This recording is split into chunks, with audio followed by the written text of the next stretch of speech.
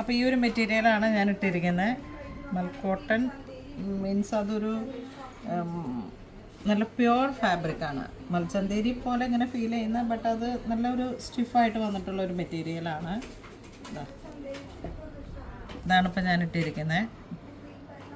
ഇതിൻ്റെ colour change വരുമ്പോഴേക്കും നല്ല ലൈറ്റ് വെയിറ്റ് ആണ്. ഇത് ഇട്ടിപ്പോൾ തന്നെ നല്ലൊരു കംഫർട്ടായിരുന്നു, നല്ല സാൻഡൽ കളറിലേക്ക്.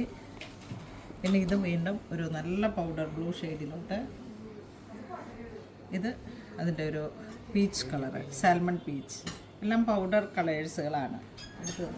ഇത് വരുമ്പോഴേക്കും സെയിം മെറ്റീരിയൽ തന്നെ കോഡിങ് വർക്കായിട്ട് റണ്ണിങ് മെറ്റീരിയൽ 44 ഇഞ്ച് വീതിയാണ് വരണത്. ഒരു യെല്ലോ, ബേബി യെല്ലോ ഷെയ്ഡ്. അതിൻ്റെ വീണ്ടും മൗ കളറ്, ലാവൻഡർ, ഒരു ഐസ് ബ്ലൂ ഷെയ്ഡ്, വീണ്ടും സാൽമൺ പീച്ച് കളർ, പിങ്ക്. അടുത്തൊരു മെറ്റീരിയൽ വരുന്നത് മൽച്ചന്തേരി തന്നെ, ക്രോസ് സ്റ്റിച്ച്. ഇതിൻ്റെ blue shade, peach colour, green.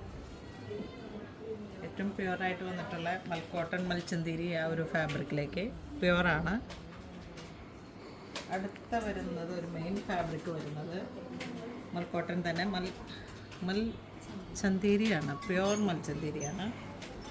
അതിൻ്റെ ചിക്കു നല്ലൊരു തീമഞ്ഞ കളറിലേക്ക് ക്രോസ് സ്റ്റിച്ചാണ് ഇതിൻ്റെ വർക്ക്. ഇവിടെ നല്ലൊരു ഷെയ്ഡ്. നെക്സ്റ്റ് നമുക്ക് മൽക്കോട്ടണിലേക്ക് ഇതാ ആപ്ലിക് വർക്കുകളാണ്, നെറ്റ് ആഡ് ചെയ്തിട്ടുള്ള ആപ്ലിക് വർക്ക്. ഇതിൻ്റെ കൂടെ തന്നെ ഒരു സിംഗിൾ കളറിലേക്ക് ഇതിനോട് പെയർ ചെയ്ത് പോകാൻ പറ്റുന്ന ദുപ്പട്ടയുണ്ട്. മൽക്കോട്ടനാണ് മെറ്റീരിയൽ. ഇതിങ്ങനെ നമുക്കൊരു സെമി കാറ്റഗറിയിൽ വന്നിട്ടുള്ള റണ്ണിങ് മെറ്റീരിയലാണ്. ഇതിൻ്റെ പെർ മീറ്റർ വരുന്ന 826 ആണ്.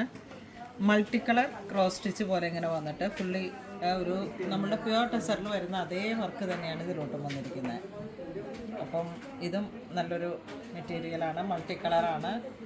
എംബ്രോയ്ഡറിയുടെ ത്രെഡ് വരുന്നത് കണ്ടോ, പിങ്ക്, പീച്ച്, വൈറ്റ്, ഗ്രീൻ, അങ്ങനെ അത്.